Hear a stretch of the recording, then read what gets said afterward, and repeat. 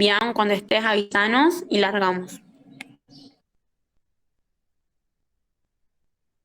Bien. No sé si aparece arriba. Bueno, a mí no me parece que se está grabando, pero si a vos te aparece, estamos, ¿sí? Ah, perfecto, perfecto, perfecto. Bueno, entonces damos inicio al curso intensivo de psicología con la profe Dai. Así que, Dai, todo tuyo. Cualquier cosita inconveniente que pase, Miqueas es el encargado. Él se va a estar comunicando conmigo o con Guille para solucionar cualquier asunto. Así que, bueno, chicos, aprovechen esta oportunidad, sáquense todas las dudas ahora, tengan el material a mano, apunte y nada, es el momento de sacarse todo, de poder aprender y tómenlo como una ayuda y algo para ustedes y aprovechenlo. Así que bueno, nada, los dejo y espero que tengan suerte. Bueno, buenísimo, vamos a empezar. Buenas tardes a todos. Les juro que no soy impuntual. Hace de las -20 que estoy manija, los estaba esperando con una musiquita y todo, con la intención de empezar con buena onda y de que esta instancia sea una instancia de aprendizaje más y no de ansiedad, de miedos, de uy, qué nota me van a poner. Entonces, bueno, la idea es eso, es poder sacar dudas, poder entender y metabolizar los textos de otra forma. Entonces le traje dos propuestas para hoy como una introducción, para que nos conozcamos y ver más o menos en qué necesitan más ustedes hacer hincapié. Yo encantada lo puntualizo, lo podemos ir programando. Creo que el aprendizaje es algo mutuo. Yo no vengo acá como, wow, la profesora, sino venimos a compartir información juntos. Hablo muchísimo, y hasta por los codos, y a veces y soy de varios países al mismo tiempo, así que si me voy de rosca, con total libertad me frenan. La idea es que podamos construir el conocimiento entre todos, así que pueden habilitar cámaras, micrófonos, y podemos ir conversando y construyendo juntos. Entonces, la propuesta como introducción es los dos textos que me parece que son más centrales para entender de qué va esta materia, qué es psicología y demás. Bueno, entonces no voy a sacar chapa. Yo soy estudiante de psicología avanzado, soy profe de filo, también profe de catalán, pero empecemos directamente para no perder el tiempo con los textos. Y mi primer propuesta es analizar el texto de Leviman, Psicología, una fugaz introducción, y cuando es fugaz, es fugaz. No sé si pudieron leer el texto, ¿lo pudieron ver? Sí, sí, yo lo leí. Buenísimo, Nico, genial. Bueno, entonces este texto lo que hace, como acá estoy presentando, miro arriba para poder ver las fotitos de ustedes, así no me siento que estoy hablando sola. Este texto lo que nos propone es pensar a la psicología como un constructo. ¿Qué quiere decir esto? Como algo que se va armando a través del tiempo, un constructo histórico, ¿no es cierto? Entonces este texto lo que hace, nos va paseando por una caracterización de la psicología de acuerdo al momento histórico que ésta esté atravesando, ¿sí? No es lo mismo la psicología en sus comienzos a la psicología como se la entiende, como se la analiza actualmente y cómo ésta se va encontrando. La psicología pertenece a la rama de las ciencias humanas. Entonces, por lo tanto, lo que hace es estudiar al hombre en sí mismo. O sea, que toma al hombre como el objeto propio de ese estudio. Entonces, la psicología es una ciencia humana que toma al hombre, al sujeto, como parte de su estudio, como su objeto de estudio. Y entonces recorta una parte de la realidad para poder abordarla, ya sea que es un ser viviente, ya sea que es un ser social, ya sea que es un ser histórico, por supuesto también en su orden biológico. Entonces, la psicología hace un pequeño recorte de la realidad del hombre, ¿bien? Entonces, pero acá es algo como muy importante de este texto que intenta ser crítico y a su vez pisa el palito. Pero ¿quién decide recortar esa parte de la realidad y no otra? Eso es como lo que intenta hacer este texto, es sembrar esta duda, ¿no? Esta pregunta, ¿por qué esta parte de la realidad y no esta otra? ¿Y quién recorta esta realidad? Nosotros mismos. El científico de turno, el paradigma que esté de moda, ¿sí? Entonces, por esto mismo es un constructo social, porque la psicología está construida por los sujetos. Entonces, ¿se entiende ahí un poco esta dicotomía, esto como que hace ruido? Bueno, sí, está tratando de ser crítico, pero este texto también está recortando una parte de la realidad. Y este recorte, esto que se va a determinar estudiar en este momento, por ejemplo, así como un paréntesis, hoy en día en la psicología está súper de moda, súper en boga lo que es la neurociencia, ¿no? Las radiografías por acá, esta parte del cerebro que se activa por allá, y hasta hace un tiempo atrás el psicoanálisis lo abarcaba todo, todo, todo, ¿no? Entonces vemos cómo la realidad va cambiando y cómo cuando algo se pone de moda empieza a contestar las preguntas desde ahí, desde ese lado. Entonces, volviendo al texto, lo que este texto nos plantea es que este recorte no es casual, no es aleatorio, sino que responde a ciertos intereses, ¿sí? E intereses bastante claros. Se quiere hacer algo, no es casual, no es ingenuo, no es por casualidad. Entonces, cuando nos preguntamos sobre ¿para qué la psicología? ¿Qué estudia? ¿Qué es? ¿Cuál es la especificidad de la psicología? No debemos ser ingenuos y encadenando con todo esto que veníamos diciendo, claramente las respuestas van a ir cambiando en tanto, como viste, dice que la historia la escriben los que ganan, bueno, en tanto los ganadores de ese momento histórico, porque la psicología es un constructo histórico. Entonces, cada momento va a dar su respuesta en particular. Y en este texto, puntualmente, queda muy claro los aportes de dos autores muy importantes que son Corsi y Scaglia, ¿sí? Estos dos autores fueron muy críticos con este tema, y de hecho dicen que la psicología se ha caracterizado por tener diferentes concepciones, por psicología 2 puntos, tal cosa, bueno, de acuerdo a la época histórica. Entonces lo que la autora hace es hacer como una especie de línea del tiempo, ¿sí? De los diferentes periodos que la autora decide tomar, siguiendo más o menos este criterio de ser crítico con los textos. Entonces podemos situar diferentes periodos. Primero, el periodo clásico, es decir, desde la antigua Grecia, la Grecia antigua, Platón, Sócrates, los sofistas, bueno, hasta la Edad Media, la Iglesia, la Santa Inquisición y todo eso. Entonces acá no hablamos de psicología en sí misma, sino que acá hablamos de filosofía, ¿sí? La filosofía va a ser la que dé las respuestas, la ciencia madre. Avísenme si voy muy rápido, ustedes me frenan, yo vuelvo, pues yo mismo me escucho que voy hablando muy rápido. Entonces, en el periodo clásico, quien da la respuesta, quien es la ciencia madre de todo, es la filosofía. Y en este momento histórico tenemos la era cosmocéntrica, ¿sí? ¿Qué quiere decir esto? Que el eje de todo el pensamiento, que toda respuesta, que toda filosofía, que todo constructo de ideas va a girar en torno al cosmos. Va a ser el cosmos, entendido los cuerpos celestes, las esferas luminosas, pensemos un poco en Aristóteles, en Ptolomeo, en Petrarca, todos ellos hablan y dan respuestas desde este cosmos, ¿sí? Este va a ser el que dé las respuestas y explique cualquier cosa. Cualquier cosa. O sea, todo va a ser explicado desde una visión cosmocéntrica, ¿sí? Pero ¿qué pasa? Hay un giro muy importante porque la historia va cambiando, el hombre va evolucionando y también su pensamiento. ¿Y qué pasa en la Edad Media? Pensemos, cristianismo, caída del Imperio Romano, ¿sí? Se ponen en alce las tres grandes religiones monoteístas, cristianismo, islamismo y el judaísmo, que ya venía mucho, mucho anterior, pero bueno, esas son los tres grandes religiones monoteístas. Entonces entramos en una época teocéntrica, ¿bien?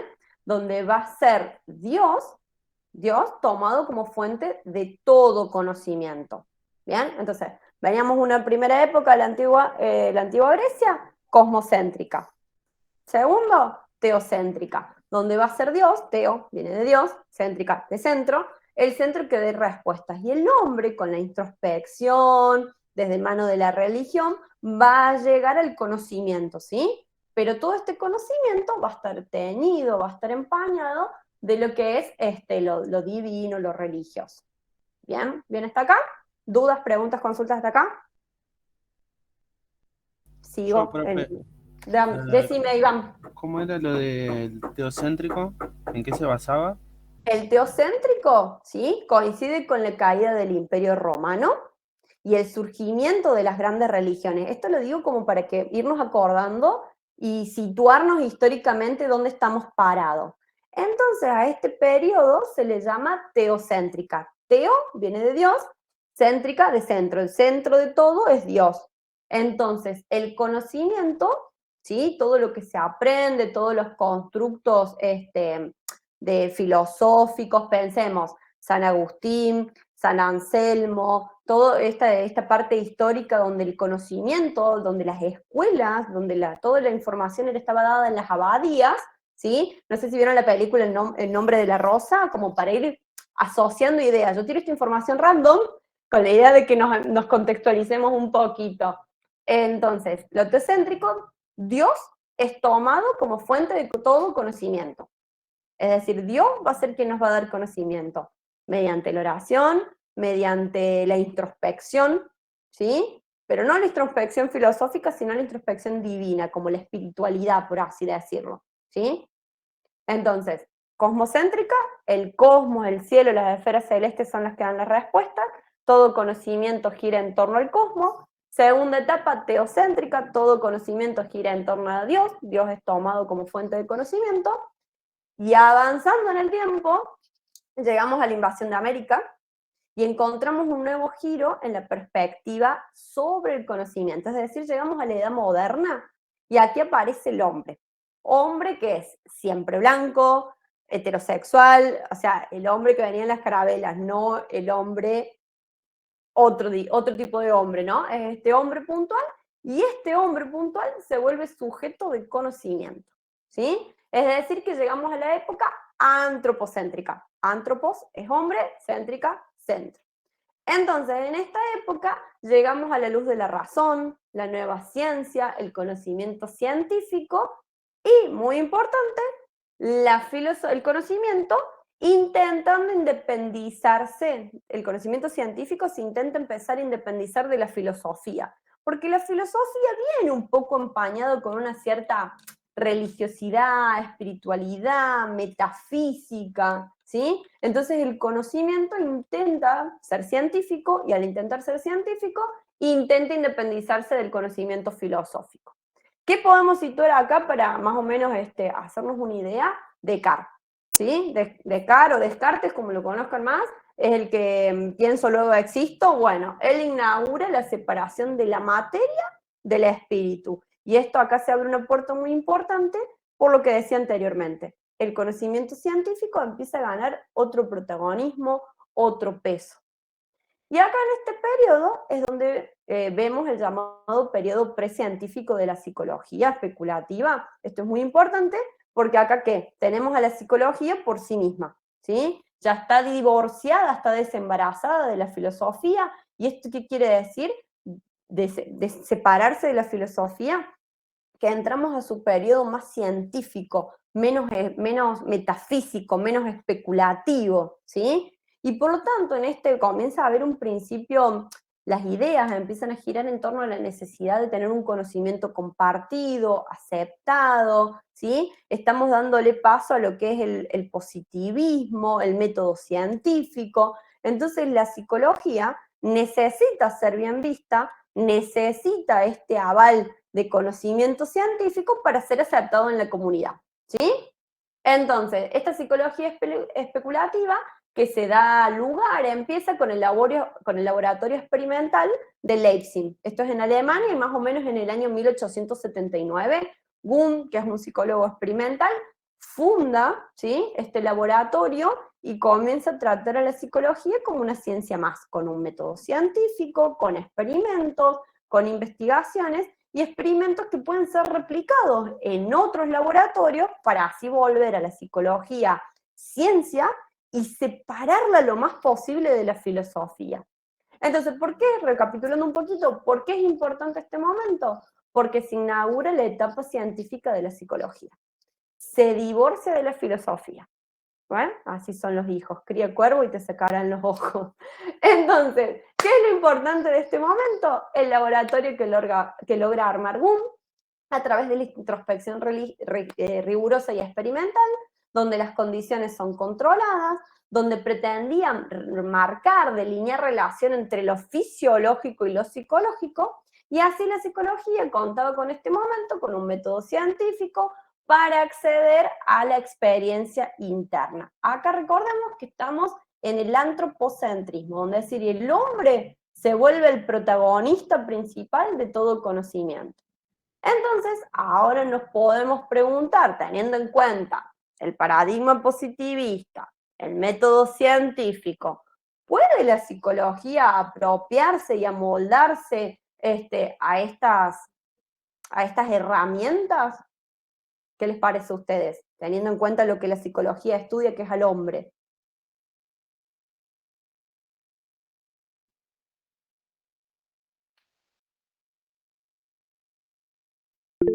Qué incómodo. Sí, puedo repetir. ¿Qué les parece a ustedes, como para charlarlo un poquito y que no sea tan aburrido de escucharme a mí hablando, qué les parece con todo lo que vimos hasta acá, de cuestionarnos, de ser crítico, de que los recortes de la realidad responden a ciertos intereses, si la psicología, que dijimos que pertenece a las ciencias humanas, que estudia al hombre, si puede tomar este paradigma positivista, este método científico, o sea, yo lo que experimento acá es lo mismo que se puede experimentar en la Alemania, que es lo mismo que se puede experimentar en la India. ¿Les parece que la psicología puede tomar al paradigma positivista, al método científico, y apropiarse y amoldarse, teniendo en cuenta todo lo que veníamos hablando, que aborda la psicología subjetividades a personas, a organismos vivos?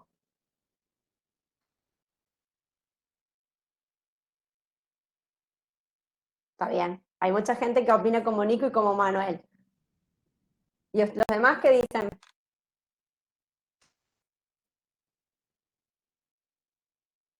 bueno, están tímidos. Lo dejamos para el próximo texto, hablan ustedes. Bueno, hay muchos, bueno, bien, Iván. Hay muchas personas que se han preguntado esto, y cuando digo personas me refiero a grandes psicólogos, se han interrogado si, siendo la psicología una ciencia de las subjetividades, puede acatar el paradigma positivista y el método científico, ¿sí? Es una cuestión que ha hecho mucho ruido en la psicología y ha generado muchas críticas, ¿sí? En la edad contemporánea, luego yo ya después les doy si quieren mi respuesta.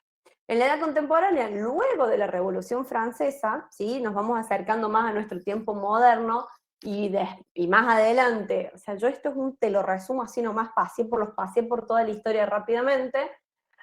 En la revolución tecnológica digital, junto con la globalización, ¿sí? Que esto fue una explosión para la psicología, se comienza a hablar de psicologías en plural, ¿sí? No hay una psicología, sino las psicologías. Entonces, desde ese momento, este campo se ha caracterizado, se lo conoce como un campo conflictivo de saberes. ¿Por qué? Por esta pregunta que les hice yo a ustedes, que parece una pregunta sencilla, pero para la ciencia, para la psicología, es una pregunta sumamente compleja, ¿sí? ¿Por qué? Porque no hay un campo unificado, homogéneo, o sea, no sé si alguno va al psicólogo, conoce algún familiar que va al psicólogo y uno hace, sí, yo hago psicoanálisis, no, yo hago Gestalt, no, yo hago cognitiva conductual. Bueno, esto responde a este pequeño gran problema que tiene la psicología. Y por ejemplo, para autores como que están en el texto, que lo pueden ver, que son Arcaíno, Aybar y Falaviña, ¿sí? Ellos tienen una postura muy clara, y que es como el objeto de la psicología no es claro. No puede remarcarse y dejar bien cerrado cuál es el objeto de la psicología. Entonces ellos hablan de que hay una dispersión y la plantean a la psicología como un campo aparadigmático, es decir, que no tiene un paradigma. Es decir, que el objeto de la psicología está en constante construcción, en constante transformación. La psicología tiene una particularidad, es una ciencia sí, pero es una ciencia aparadigmática porque está en constante construcción y transformación. ¿Qué es lo que la define la psicología? Justamente su carácter múltiple e indefinido, ¿sí? Lo que hace que sea difícil su unidad, ¿bien? En cambio, Follari lo que dice es, sí, es aparadigmática, pero se aleja de las ciencias naturales tradicionalmente regidas por un único paradigma compartido por todo lo que es el campo científico. El desacuerdo y la polifonía se dan por propia configuración social, histórica, política y de la propia construcción del conocimiento social. Entonces, lo que Fodari dice es más o menos lo mismo que dice Falaviña. Sí, es aparadigmática, se aleja de cómo se manejan las ciencias naturales, ¿sí? Porque las ciencias naturales tienen un único método, 2 más 2 es 4, acá en la China, en Hong Kong, ¿sí? En cambio, en la psicología es para, ¿qué es 2? ¿Qué entendemos por más? Entonces, eso va haciendo que haya un desacuerdo y que la configuración se vaya dando de acuerdo a la historia, de acuerdo a la sociedad, de acuerdo a las fuerzas políticas que estén en empuje en ese momento, y se va construyendo socialmente. Y por último, como el autor más importante que da su reflexión sobre esto, es Kosakov, que es un profe, era un profe de psico, ¿sí? Hay libros de él, de hecho se lo estudia pila en la facultad. Él habla de escuelas, y hoy en día nosotros lo estudiamos así, como escuelas a la psicología. Entendiendo por escuela este conjunto científico que comparte determinadas ideas, determinados principios sobre un campo de saber.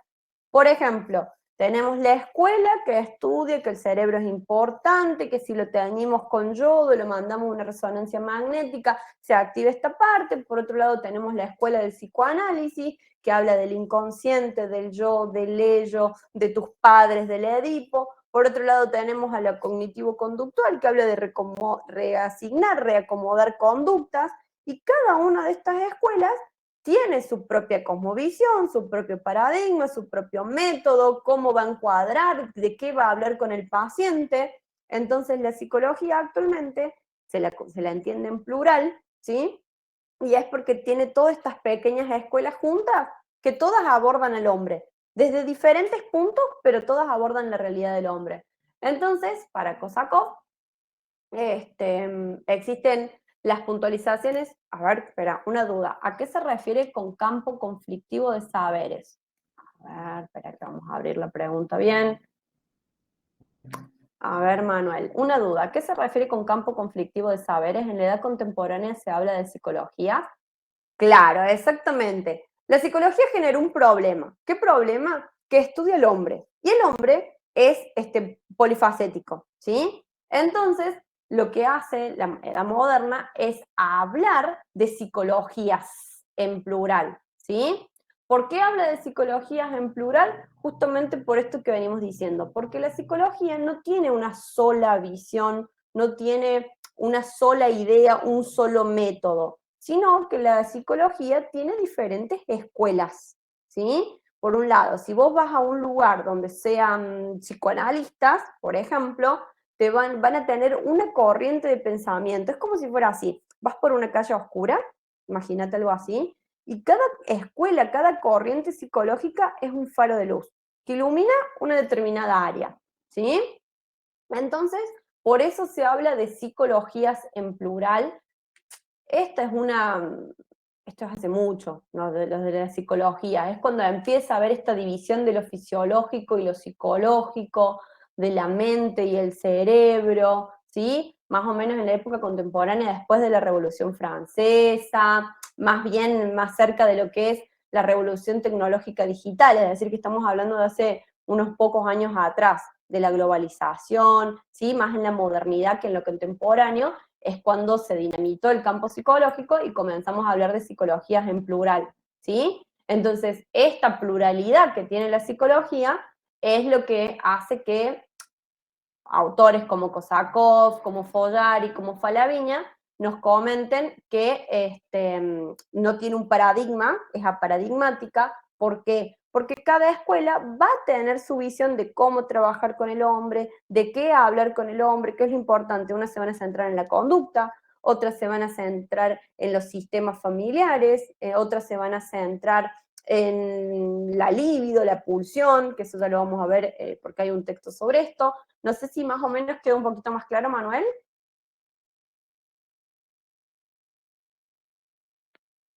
Mortal, genial. Bueno, entonces, como para redondear este texto, así haciendo como un pequeño resumen. Este texto, recapitulando y todo lo demás, este texto nos invita a pensar a la psicología como una construcción social, teniendo un pensamiento crítico y entendiendo que cada momento histórico, que cada vez que uno pregunta, no, de nada, Manuel, que cada vez que uno pregunta qué es la psicología y alguien te responde, la psicología es esto, está determinado por fuerzas de poder que están pujando y que dan esa respuesta, ¿sí? Entonces, lo que hace el texto es hacer una pequeña historización, empezando por el periodo clásico, que dijimos que era cosmocéntrico, seguimos en la Edad Media, que dijimos que era teocéntrico, avanzando en el tiempo entramos a lo que es el antropocentrismo, que el antropocentrismo está en la Edad Moderna, en la Edad Contemporánea, y actualmente seguimos teniendo una visión antropocéntrica, es el hombre el que construye el conocimiento, ¿sí? Entonces, lo que este texto plantea es la particularidad que tiene la psicología, que no tiene un paradigma claro, que se va construyendo y que lo más amistoso, el punto más tranqui que llegaron todos, es que en la psicología hay escuelas, se habla de escuelas, de conjunto de científicos que comparten determinadas ideas, principios sobre este recorte de la realidad del hombre, ¿sí? Entonces este texto está muy bueno porque nos invita a ser críticos, sumamente críticos, como ¿quién pensó por mí? Para psicología, ¿por qué en este momento? ¿Sí? No ser ingenuos, sino entender que responde a cierto interés. ¿Dudas, consultas, preguntas sobre este texto? De este texto, por ahora nada. Bien, genial. A ver qué dice Brisa. Profe, tengo una duda de una pregunta que hay en el texto. Ahí se la escribo. Bueno, dale, te esperamos. Si querés activar el micrófono y charlamos, genial. Porque como ya les dije, yo hablo muchísimo y muy rápido. Así que me frenan. Esperamos a Brisa y mientras tanto el siguiente texto es de Val.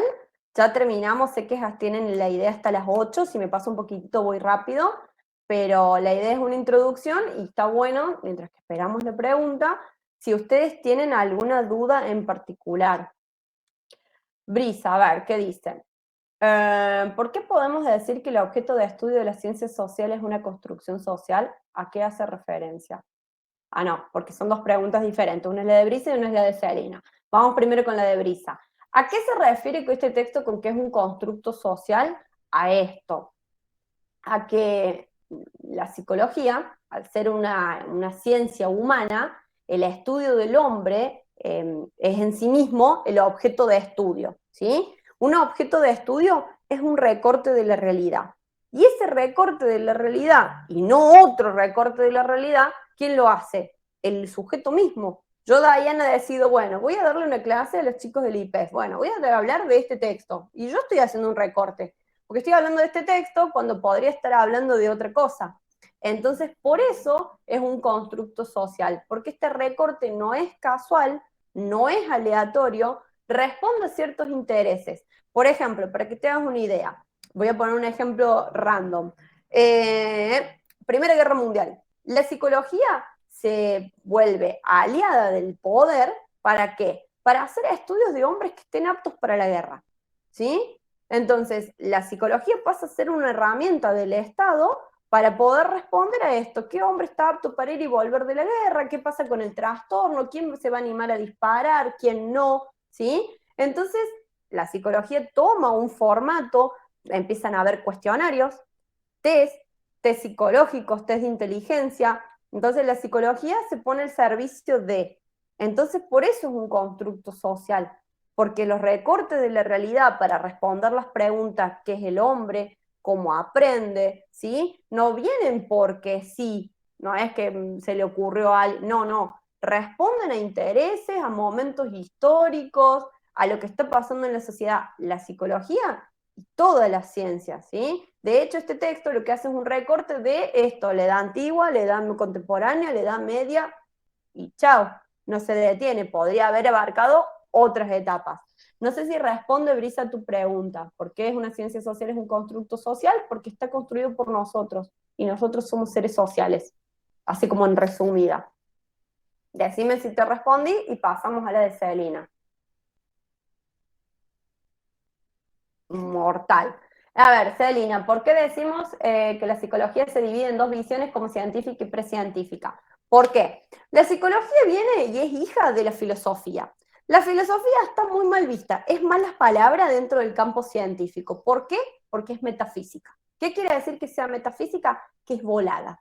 Es la hija fumada de todas las ciencias, ¿sí? Entonces no tiene un método científico, no le interesa tenerlo, le gusta especular, preguntarse, divagar, ¿sí? Por eso tenemos Platón, Sócrates, los estoicos, no tenían, ellos hablaban, se cuestionaban, se contradecían, hoy el centro es la Tierra, mañana era el Sol, pasado no era nada, entonces no había como una preocupación por un método científico.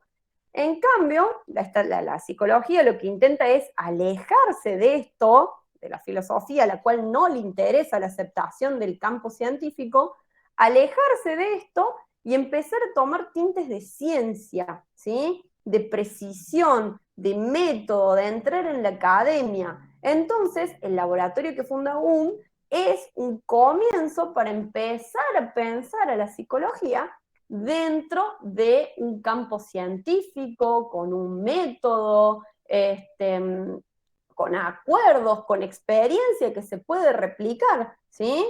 Si yo agarro y te digo, yo germiné un poroto en mi casa, ¿y cómo hiciste, Diana? Bueno, agarré un vidrio, papel secante, agarré un poroto, le tiré agua. Bueno, ustedes lo pueden hacer en su casa, vivan acá en Córdoba, vivan en Buenos Aires, y lo pueden replicar. Entonces, lo que se busca con este laboratorio precientífico es poder replicar el aprendizaje, el conocimiento adquirido, ¿sí? ¿Y cómo? Mediante una introspección rigurosa, experimental, con determinadas condiciones controladas, para poder así, este laboratorio en puntual y precientífica, ¿por qué? Porque intenta separar lo fisiológico de lo psicológico, ¿sí? ¿Cómo? Con un método que lo pueda replicar yo, Diana, acá, y vos, Celina, allá.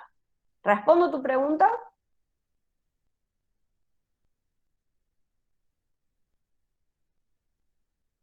Mortal, genial. Si no, de nada, de nada. Si no me dicen y yo lo vuelvo a armar con otras palabras. Entonces, ahora lo que vamos a hacer, vamos a pasar al texto de Deval, ¿sí? Queda poquito tiempo, pero lo hice así súper resumido, súper fácil. No se preocupen porque esto es una introducción. Es un texto que es bastante complejo. ¿Por qué? Ahora se los digo, porque les estaba por hacer una spoiler. Vamos a ver si puedo presentar, porque la idea es, hice dos clases diferentes, para que ustedes me digan qué es lo que les gusta más y la siguiente clase lo hacemos con lo que les resulte más fácil. Esta fue algo charlado y presentación del texto, y acá hice una hermosa presentación de la cual se pueden reír, porque es bien rústica. ¿A qué texto vamos ahora? Al de Deval. Al de mismo del desarrollo de Deval. Ahí lo busco, Gracias. Nada, de nada. Es el que estaba ahí en el Google Docs que me pasaron los chicos. Ah, quedó bonito la presentación por precio. Así que bueno, vamos a ver cómo sale. Vamos a ver cómo sale. Cuando estén, largo con este texto. No sé cuál es el texto. El texto se llama El mecanismo del desarrollo de Deval. Juan Deval. Sí, el mecanismo de desarrollo.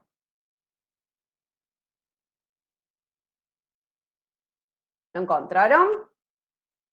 A ver, ya les digo que tiene la portada. Tiqui, tiqui, tiqui, tiqui. Acá. Empieza como, sí, Juan, dice Deval, 1994, texto número 9. Texto 2, unidad 3. Eso dice el texto para ustedes, así lo tienen. ¿Lo pudieron encontrar? Si no, se lo comparto en la pantalla para que lo puedan ver.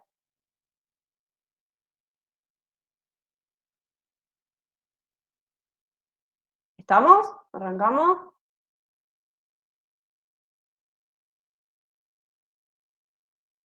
Bueno, yo arranco, yo arranco.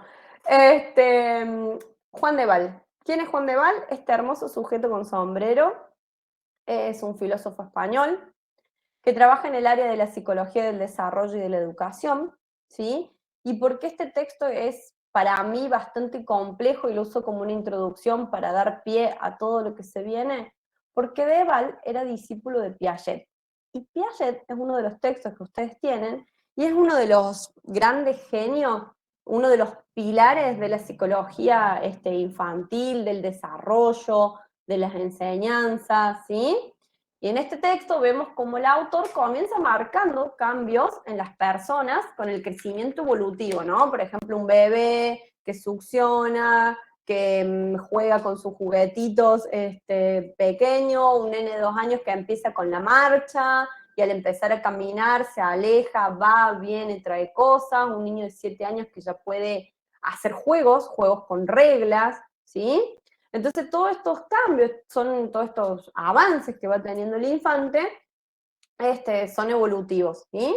Pero para el autor no son solamente evolutivos que venimos como programado, bueno, nazco, crezco, uso el chupete, dejo el pañal, empiezo a caminar, sino que hay ciertas circunstancias que influyen de forma decisiva sobre el desarrollo, ¿sí? Es decir, que primero vemos cambios semejantes en un bebé en la África subsahariana como un nenito en la Inglaterra medieval. Nace, empieza a crecer, no habla, después sí, babea, después no, después empieza a caminar y después sigue. Pero no es solamente evolutivo, sino que hay cosas muy determinantes que influyen en este cambio, en este crecimiento, ¿sí?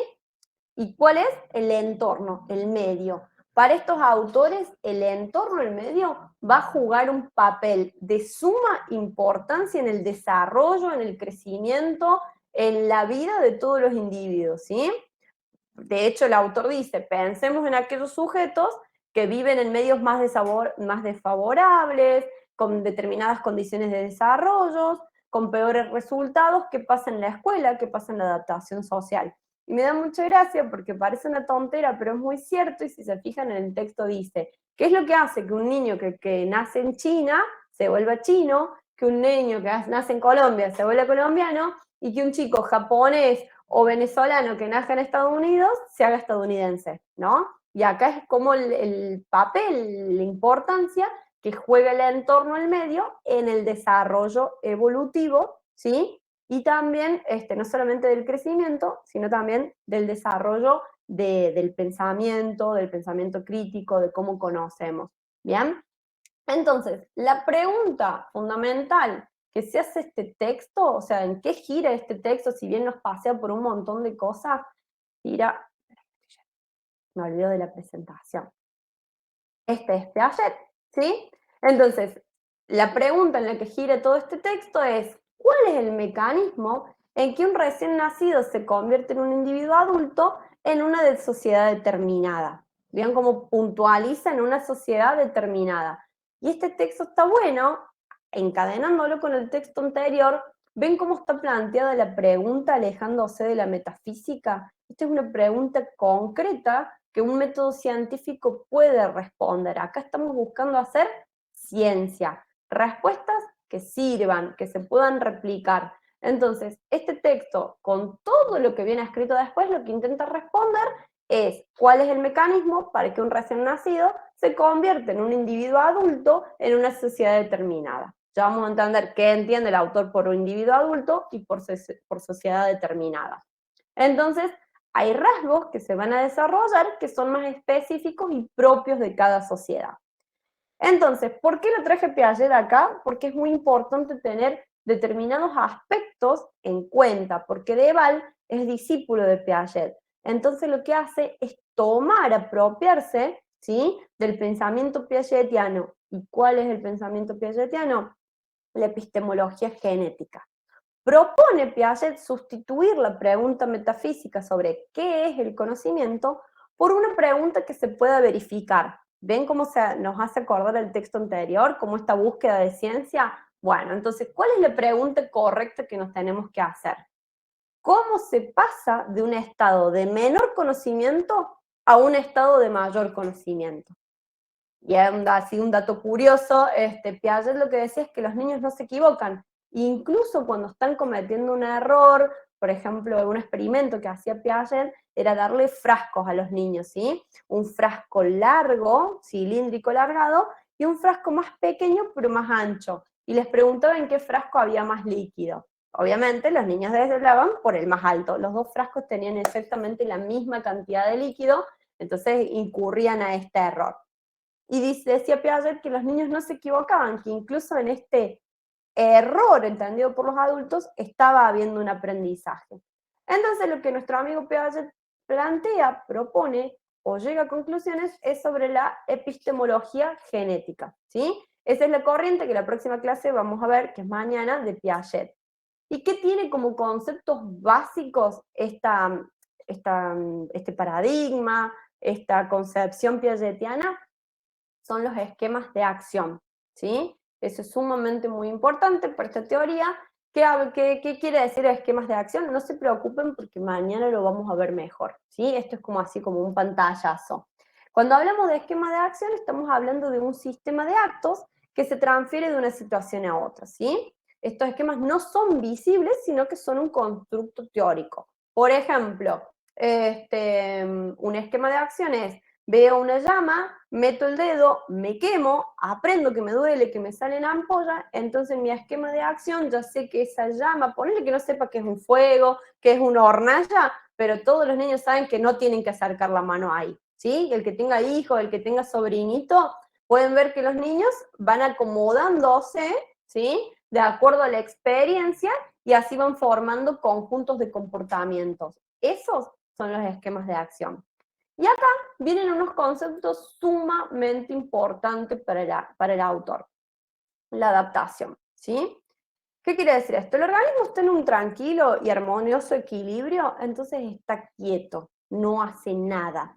Cuando algo del exterior o del interior irrumpe en la paz del individuo, ¿sí? Se provoca un desequilibrio. Ese desequilibrio lo que hace es llevar al sujeto a la acción, a hacer algo para estar mejor, ¿bien? Entonces la adaptación, no la asimilación, sino adaptación, es vista como un proceso activo, ¿sí? Es una búsqueda del equilibrio, ¿sí? Y todo desequilibrio lo que hace va a generar una actividad, ¿bien? Entonces, ese desequilibrio, por ejemplo, estoy acostado y tengo hambre, me hace ruido la panza, bueno, eso es un desequilibrio. Levantarme, ir a la cocina, prepararme un sándwich, eso va a ser lo que se llama adaptación. Y en este proceso de adaptación, el sujeto, el individuo, el organismo, actúa con el medio, ¿sí? Toma una posición activa. Yo tengo hambre, yo me levanto a hacerme el sándwich, y así nos vamos modificando mutuamente, ¿sí? Esta actividad, que el organismo tiene que adaptarse al medio, y el medio es modificado por el organismo, es transformado, se da este interjuego, ¿sí?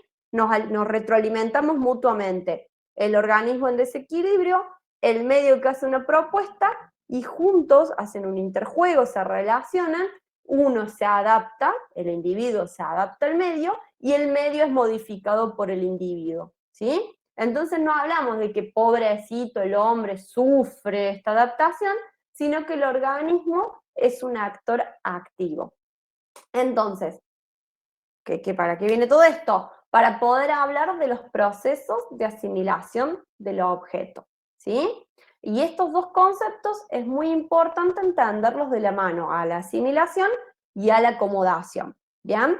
¿Por qué? Porque el primero, la asimilación, es la incorporación que hace el organismo del medio, ¿sí? El sujeto activo, ¿sí? ¿Con qué me refiero con que es activo? Que no le pasa desapercibido, que toma la rienda sobre la situación y va hacia el medio. Entonces, en la asimilación, el primero lo que dice es incorporar, la incorporación que hace el organismo del medio. Y la acomodación es la modificación del organismo por efecto de la influencia del medio, ¿sí? Son bastante similares. Voy a poner un ejemplo de esos pedorros que pongo yo para que se puedan entender. No sé si alguna vez fueron a la facultad de psico, está lleno de perros, lleno, y yo les tengo muchísimo, muchísimo miedo. Entonces lo que hice fue esquema de acción.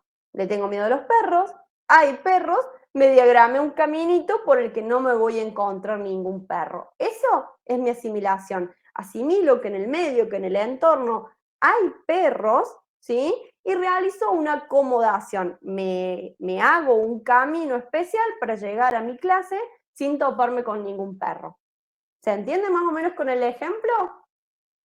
No había leído porque estaba presentando lo de esquemas de acción. Ahí vuelvo, Manuel, a los esquemas de acción. ¿Se entendió la diferencia entre acomodación y asimilación?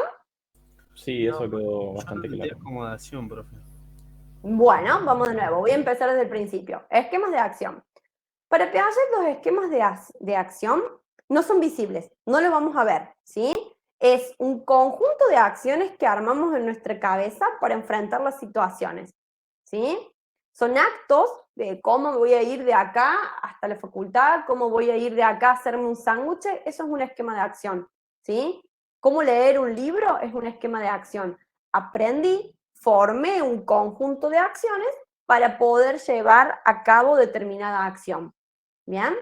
Entonces, lo que viene ahí es la adaptación. Nosotros, todo desequilibrio genera una búsqueda, una acción de adaptación, ¿sí? Como un proceso activo. ¿Qué hacemos? Originamos un cambio. ¿Tengo hambre? Voy y me cocino, ¿sí? Nos tenemos que adaptar al medio. Esto viene un poquito de la teoría darwiniana. Bueno, más o menos de ahí está tomado Piaget, tenía mucho conocimiento del darwinismo, así que toma lo que es la adaptación de ahí como un proceso activo, no es algo que sufre el individuo, sino que lo que hace es modificar el medio y transformar el medio. El medio influye el sujeto y el sujeto transforma el medio, ¿sí? Imagínense, por ejemplo, estoy acostado por dormir la siesta, me entra un rayo de luz, el medio está influenciándome, está golpeándome de una determinada forma, me está entrando un rayo de luz. Bueno, me adapto a esa situación. O duermo la siesta con un rayo de luz que me está partiendo la cara, o me levanto y cierro las cortinas. Ahí el sujeto activo tomó cartas en el asunto y transformó la realidad. Yo asimilé el medio y yo transformé la realidad cerrando las ventanas. Entonces, ¿qué diferencia hay entre asimilación y acomodación? Si bien es cierto que es muy difícil entender la diferencia porque son dos conceptos que van de la mano, asimilar es la incorporación del organismo al medio, incorporo al medio. Y la acomodación es la modificación que realiza el organismo cuando se ve afectado por el medio. Por ejemplo, en el caso del ejemplo que di de los perros, la acomodación que realizo yo, Diana, que le tengo miedo a los perros, es hacer un camino diferente para llegar a la universidad. ¿Sí? Y la asimilación es entender que en mi medio, que en mi facultad, hay muchos perros que son prácticamente lo mismo porque van de la mano, que tienen que ver con esta adaptación, ¿sí? Con esta actividad por parte del organismo sobre el medio. Avancemos un poquito más. Entonces, cada vez que un ser actúa sobre el mundo de manera práctica o representacional, la asimilación de las situaciones a los esquemas es simultáneamente una acomodación. Es decir, que cada vez que veo algo en el medio, cada vez que tomo cartas en el asunto, ¿sí? Hay una acomodación de los esquemas. Y esta acomodación permite nuevos esquemas, ¿sí? Nuevos esquemas de acción. Aprendo un camino nuevo, aprendo a andar en bicicleta, ¿sí?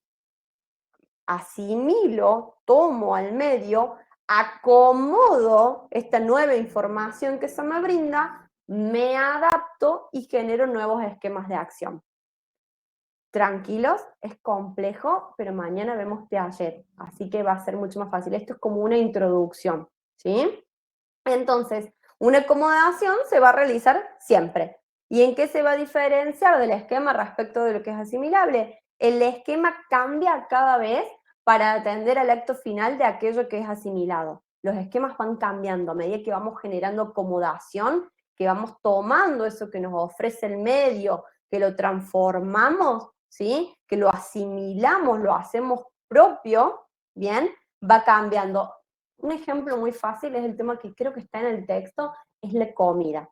hay un pedazo de comida ahí enfrente mío, carne, lo que sea, eso es lo que me ofrece el medio, lo que está en el medio, yo lo asimilo, lo tomo, lo mastico, interviene la saliva, se convierte en un bolo alimenticio, está sufriendo una transformación, se está acomodando para transformarse en energía, en proteínas, en vitaminas. Ahí estoy haciendo una acomodación, ¿sí? Para yo poder transformar y apropiarme. Y ahí estarían los esquemas de acción.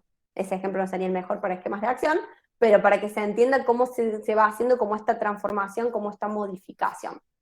Entonces, a ver qué dicen. Siempre después de la asimilación aparece la adaptación. Es asimilación y adaptación. Bueno, vamos por parte. Los esquemas de acción son el resultado final, ¿sí? Incorporé algo y lo hice algo. La adaptación es todo el tiempo, es constantemente porque el medio nos ofrece una dificultad, ¿sí? Y nosotros la vamos transformando. Asimilar quiere decir como hacernos cargo de lo que está afuera, ¿sí? Si estoy durmiendo la siesta y me entra un rayazo de sol en la cara y tengo que hacer algo en el asunto, el medio me está diciendo, hola, ¿qué tal? Acá estoy, ¿sí?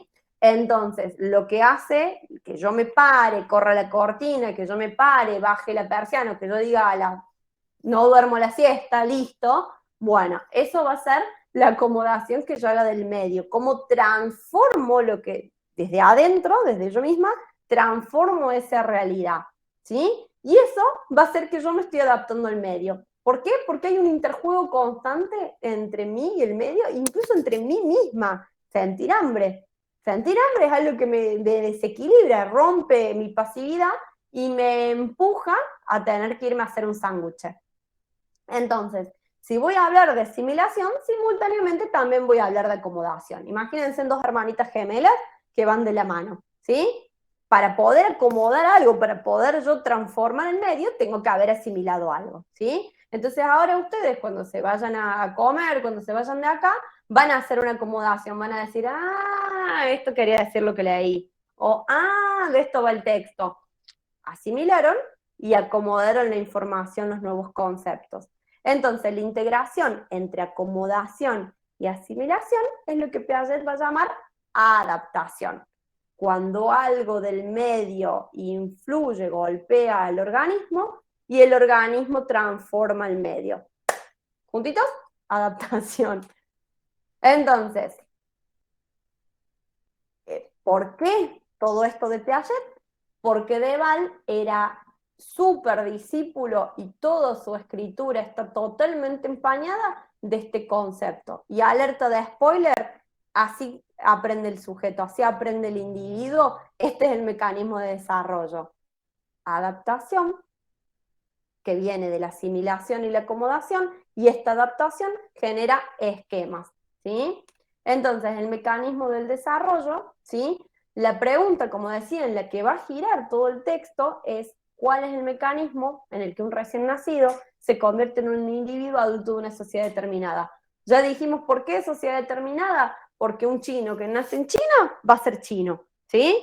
¿Por qué? Porque el entorno, la sociedad, el presidente que tenga, el tipo de clima, el tipo de política, todo eso va a influir fuertemente en el sujeto, ¿sí? ¿Por qué? Porque es el entorno lo que va a tomar. Entonces, si tiene este determinado entorno, va a tomar estas determinadas características, pero si está en este otro determinado, va a tomar estas otras determinadas, ¿sí? Entonces, hay rasgos que se van a desarrollar que son más específicos y propios de cada sociedad, ¿sí? Una sociedad de un país tercermundista subdesarrollado con las características que tiene, esa sociedad, ese entorno le va a brindar al sujeto determinadas condiciones que son sumamente diferentes a una persona que vive en otro tipo de entornos. Por ejemplo, un país en guerra, o por ejemplo, un país del primer mundo donde tienen otro tipo de preocupaciones. ¿Por qué? Porque cada entorno es el que va a determinar fuertemente al individuo. ¿Por qué? Porque el organismo se vincula de primera mano con el entorno que tenga, ¿sí? Entonces ahí vamos respondiendo, vamos volviendo al inicio del texto y respondiendo a la pregunta. Entonces, entender que el origen de la actividad es un desequilibrio es algo sumamente importante, ¿sí? Porque todo desequilibrio es el que va a llevar al sujeto a que actúe, a que cambie, a que se vea enfrentado a la tarea de asimilar, acomodar y adaptarse. Entonces todo este proceso es el que lo va a llevar al conocimiento. ¿Por qué? Porque solamente cuando hay una necesidad es lo que va a impulsar a moverse al sujeto.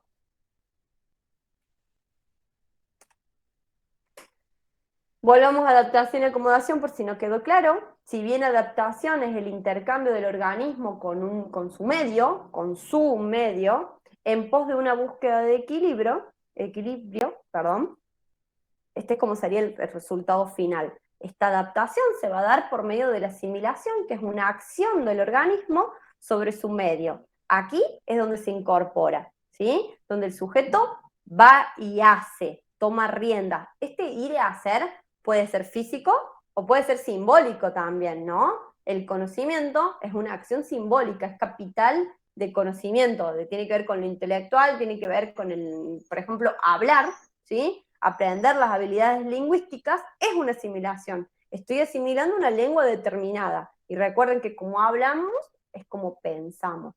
Entonces, por eso tiene que ver una determinada sociedad. Y por último, la acomodación es la modificación que hace el organismo que se originó en el medio, el cual dio qué bien que escribí, se dio una acomodación que tiene por fin aumentar la capacidad de asimilación y en definitiva la adaptación. ¿Sí? Sé que estamos pasaditos de hora, esta es toda la presentación hermosa que organicé.